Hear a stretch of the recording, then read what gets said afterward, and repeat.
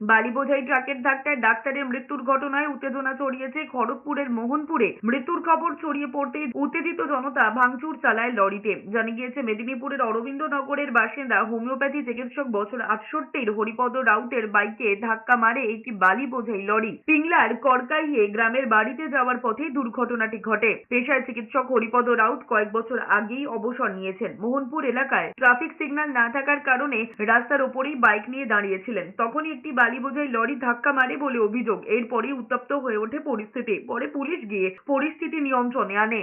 এদিকে আসানসোলের সালানপুরে ফুলবেড়িয়ায় ইসিএল এর জলের ট্যাঙ্কের ধাক্কায় ৩ বাইক আরোহী জখম হওয়ায় ভাঙচুর চালায় উত্তেজিত জনতা। স্ত্রী এবং ছেলেকে নিয়ে বিয়ে বাড়ি থেকে ফিরছিলেন এক যুবক। তখনই ইসিএল এর ট্যাঙ্কার তাদের বাইকে ধাক্কা মারে বলে অভিযোগ।